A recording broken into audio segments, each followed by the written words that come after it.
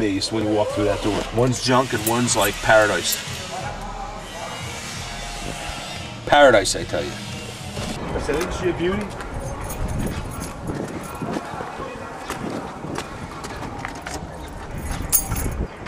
The house next door looked worse than this.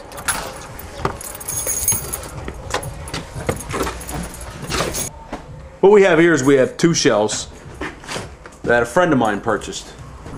The one next door had a major fire. The majority of it was burnt out. Floors, roof, all going. And then, and this one sustained fire damage. You can see all the charring on the walls. The steps have been torn out because they were burnt up and messed up. The basement steps are underneath that plywood, but they're gone. There's a ladder to get into the basement, which has got a foot of water in it. The back end of the house was an addition. That's completely torn off. We'll get a view of the back. And what's going to happen here is we're not going to put the steps back in the middle of the house like this. We're going to put the steps against the wall like a normal house. So we're going to have to change. We're going to have to put in a beam and cut out the joists and do all the structural work required. And then we're going to put an addition on the back, which is going to turn this little tiny 2-bedroom into a 3-bedroom of decent size. And it'll have a nice big kitchen. This is going to be a while, but the house next door looked like this and worse. This is like, imagine this floor is completely gone, the roof was completely gone, and you're looking up at the sky. And then I'll take a walk next door and see what it looks like now. No. Are you ready? Yep. Still a little messy in here. Holy working, jeez. Imagine, burnt-out shell, no floors, no roof, no nothing. The only thing missing now is a cleanup and some carpet. This is how the other unit's going to look. This house actually was laid out like this because it was a bigger house than the one next door. So this is actually where the original stairs were in this house. However, over there, they were in the middle of the room, and it kind of divides what's already a tiny house into 2 tiny rooms, and it really messes up the layout. So we're going to make it like this, and the layout over there will be similar to up here. We'll take a walk out back here. Here you've got your kitchen, all tiled. Cooler online. Ready to go? I'm so much cooler. This is Chuck. Here, playing your song. I'm so much cooler online. On who? Online. Online? Yeah. Oh yeah, it's online. You can edit that out. No way, we ain't done that. I get SAG rate. What's that, $2 an hour? Yeah. And Same $2 you pay me that. recessed lighting. Yeah, you got the whole 9 yards here. We'll have to show you some of Chuck's nifty carpentry work, like our basement door. Maple cabinets. These are actually, for the money, they're actually really nice cabinets. They're made out of plywood, where a lot of your cheap cabinets are made out of flake board. So these are pretty strong. These are, I believe they're Chinese imports. They come flat in a box and they assemble them for you. Home Depot for like a countertop, scratch and dent stove, $300. What is it? It's a $1,000 stove. Kenmore. I can't give you my source. Sorry. But it's not like stolen or anything. It's just, actually this was this one wasn't scratch and dent. This one was a closeout. He had made a buy on a certain amount of Kenmores that were like a discontinued model or something, and he gave it to me for probably his cost, just because I buy a lot of stuff off him. The windows are boarded up from the inside for security. We keep them boarded up on the outside for security, but once we did all the capping on the outside and everything, we didn't want to damage the aluminum anymore, so we boarded them up from the inside. So far it's worked. We haven't had any problems. Take a look out back. This is the back. You know, in a lot of Philadelphia row homes, they call this back room the back shed. It's like an extra addition added on beyond the masonry core of the house. And in this instance, we're making it a laundry room. This is a laundry hookup over here. And it's going to have room for, you know, like storing your kids' bicycles and stuff like that, you know. And, you know, that's that. The roof leaks. You can see we got a stain in the ceiling. We'll have to fix that. And then out here, we're not doing any refit. We're limited in the budget in this neighborhood, so we capped the windows. And we're siding the back.